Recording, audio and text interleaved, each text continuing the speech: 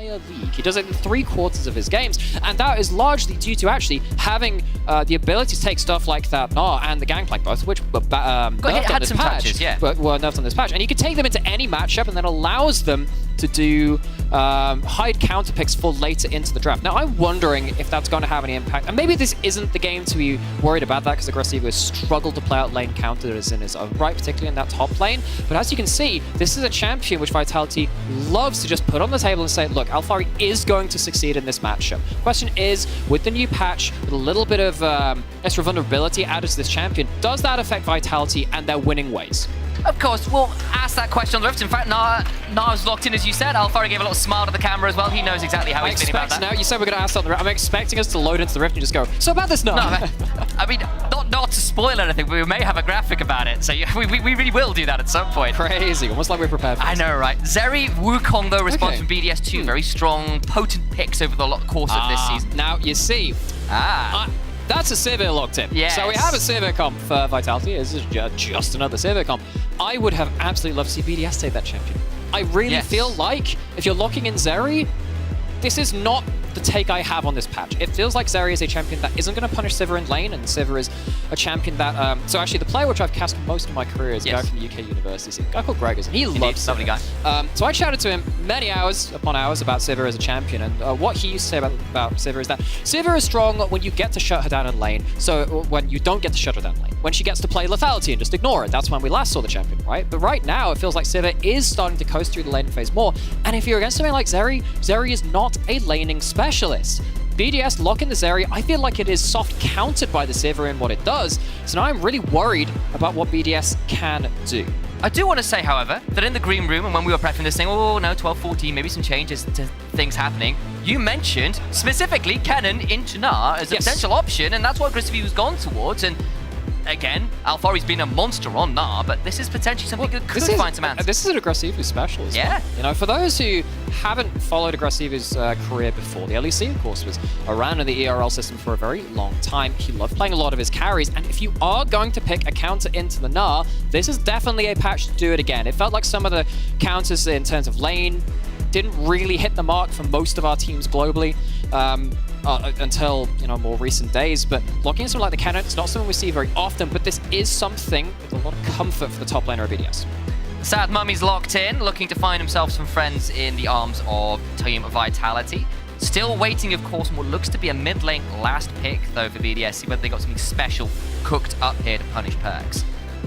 Well, Vitality, though, they do like to, again, pick some things blind to hide counters for later. They're on that blue side, so they're going to have to give over that counter pick to Nuclear. And NUCLEARINT has played an awful lot of stuff. He's only got 2 champions he's played more than once, and that's Silas and that is Zoe.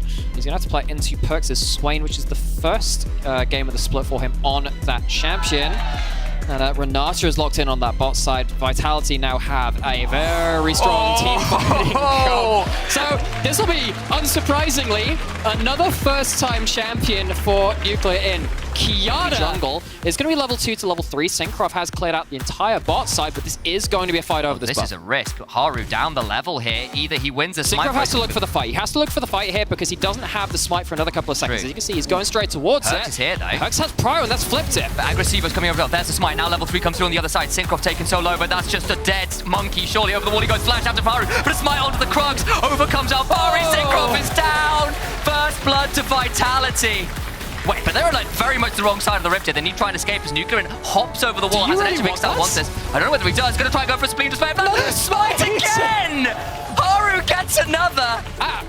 Is this Vitality or Mad Lions? Because you see the Swain. I'm sat there going, well, yeah, well, I guess we might even see it again. Round 34, Flight Limit gets pillared. Now needs to try and extricate himself from the enemy jungle. Gets chomped down. The Never Move misses, and then they go with the bandage. Starts trying to trade this one out, but Limit just nowhere to go. Cannot quite read his own limits. 3-0 of Vitality in this early game. It's only 4 minutes in. But how well are Vitality playing around Haru and Perkz? He's safe. It's a question of whether Limit gets caught out at this point. Yeah, he's of course going to try and stay safe. But have burned the flash earlier, so in a riskier position than he might once have been. Still just hopping around in this bush off vision, seeing whether Kazi can be caught out. Does have the spell shield, of course, not the easiest person to get. You know what else? Oh, he's find it anyway. They're going to get the ultra shot laser afterwards. And Kazi dead in lane. Matty gets one on the board for BDS. BDS. Okay, so this bot lane finds something. Jungler comes down, but doesn't manage to save Kazi, who hasn't quite crashed in that lane. And yes, getting some love from the crowd. Might have suffered in summer, but see BDS, do they see them? They definitely do now. That's the... Matty, is he as in danger as they think he is? There's now Kazi's left on the other side of the rest of the team, away from a blast cone. Kazi has popped his ultimate and will get out to safety. Flash was popped, but Synchro now maybe overextended, has his limit. Can he escape? Because he's got no flash. Avoids the handshake, goes back in. Remember, there's still no ultimate available, so you'll see a very dead limit who's secured by Perkz. And this time it is Vitality which managed to get to that play first. The Amumu, great when you're playing aggressively, really not able to retreat without a little help.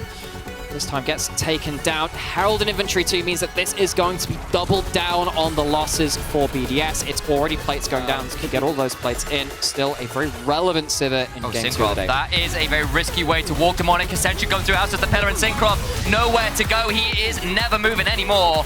Dead again. Perkz, man. It's at a 2-0-3. I mean, Haru and Perkz, 100% kill participation. We've talked a lot about how Vitality in earlier parts of the year have been a team of individuals, a team which has struggled to have as much cohesion. Suddenly now you've got actually mid-jungle to keep track of. When you lose... oh, that's another going on to Matty. That's a flash, nowhere to go though. He's hostile takeover, and I don't think that they can get out. But he Spark Surges out the burn from Haru. Gets him a kill. Oh, challenging Smite MVP. Didn't even need an ignite. Perkz just flashed to get away from NUCLEARINT's Edge of Ixal, empowered by a little bit of water. And will manage to get himself out to safety for now. But BDS down 3,000 gold, down their AD carry, who nearly escaped, but not quite enough HP. Now in a difficult position, they'd love to get another dragon. Instead, they're going to go in, get onto Haru. Remember, he's burnt himself the ultimate. That's not a great supreme display of talent. Goes wide. NUCLEARINT trading out with Perkz, but a Demonic Ascension means nothing to be done. BDS go for a fight and handily lose it. The Boomerang Blade comes back. Gotta learn that one from any Australian friends of yours, and it's a second kill over to Kazi. I appreciate BDS looking for that angle, because also, like a little known fact, if Qiyana throws the ult in River, doesn't actually have to hit a wall to stun, because River counts as terrain. It's a weird interaction, so even if you just punch someone with it into somewhere in the middle of the river, they get a stun, it's extra CC, it's still the damage on top of it, but it's just... trying to chase down on this Wukong. Gonna get away for now, but I don't know how far he can run. Rooted, hand shook, and I don't think you want that deal. Perkz on a killing spree. Oh, Synchro has been bullied so hard this game, and Synchro has been one of those players we have looked to on BDS, although that changes depending on matchup. If you're against like a Poppy, then we saw what happened with that in game 1, right? But when you're playing around this Amumu, you can see that Limit has struggled somewhat to gain big control of the vision, but in this game, see what happens around this top side. Oh, that was not the best proto build I've ever seen. Agressivo will throw down a slicing Maelstrom, but he gets a stun onto 3 and still falls. Haru gets that kill, and BDS are scrambling as we might even get a third charge from Shelly here. The old Shock Lens doesn't put it down. In she goes, destroys the turret, and Vitality are continuing to play. How far will they go? NUCLEARINT taken down. It's 2 already, 3 already, and all the while Alfari flashes out, and the Matty tries to trade this out. A Zeri moment maybe incoming, but as their Visions of Empire secures it, Kazi gets a triple. The inhibitor will not be taken down quite yet. Vitality decide they'll leave that one alone after a fight around their vision. Stick towards that top side. Who gives a damn if that dragon's just spawned? You got the Herald, you can commit everyone top side, and BDS are just caught flat-footed once again. Vitality, they call them onto the other side of the map they are not prepared to fight for, and they absolutely mash them. It's been a massacre from the moment Haru turned up at level 2. A Synchros red buff, and they just have not taken their foot off the pedal. The ace comes through, Kazi survives, they don't bother with the inhibitor, they just get run down even the extended range carry of that Zeri. So even Matty at those items couldn't really achieve what he wanted to. NUCLEARINT trying to do something around this dragon, but really not in the safe spot. The pillar from Haru, just phenomenal. The Empress of Inkstyle taken straight out there. Another kill for Kazi. This Qiyana has had so little impact on this game. It is so difficult when you get put behind as a mid-jungle very early. Vitality have looked at that champion and said, how do we make this Qiyana not have an impact on the game? And NUCLEARINT has had to really just sit and abide by what Haru and Perkz wanted to do. Got to feel a little bit put bad for BDS mid laner. I think it's a unique pick. It's another unique pick for him. Potentially had some great calls in the wombo, but Vitality just not. Point if they can. Limit throws down the curse of the Sad Mummy, but he's sent straight back to the pyramid. Dead the Mummy is. Yeah. Send him back in a coffin. It's back into that pyramid, and again, like that was like the one time I've seen potential for Vitality to actually get womboed. They were all stood in the same spot, but BDS were already on the retreat. They couldn't get to that point. The Vision's been starved out, and they have to now advance into enemy territory. The Baron's been started. Perkz demonically ascends, and there is nowhere to go. Demon Flare still yet to be used. A rampage for Perkz. That will be a supreme display of talent, but it's just not enough. Nowhere near the damage. Kazi has got like 20 kills to 2. Vitality dismantle BDS. Vitality, it has been an absolute display from them themselves. It really wasn't in question. They started off strongly. They're going to run down with 5 people through the topside inhibitor, go to 9 and 5, put the pressure onto Rogue later into the day, into their last games, see if they can keep pace. From a team that struggled to find synergy, dropped out in playoffs in spring, to one of the most dominant teams in Europe right now, Vitality are on the up and up. Eyes on playoffs, eyes potentially on Worlds. Taking their time to finish off the Nexus, but it is going down all the same. Vitality just about save Labrok by taking down the Nexus, save those stats, and again, this is a team which has themselves a really good run of form at this moment. You know, it's taken a little while for us to change our thinking about this team, particularly because it was such a shock when they faltered in spring, but summer has been such a different story for them. And especially after the break, especially now that we've seen a lot of those flaws that were haunting them towards even the beginning of this split,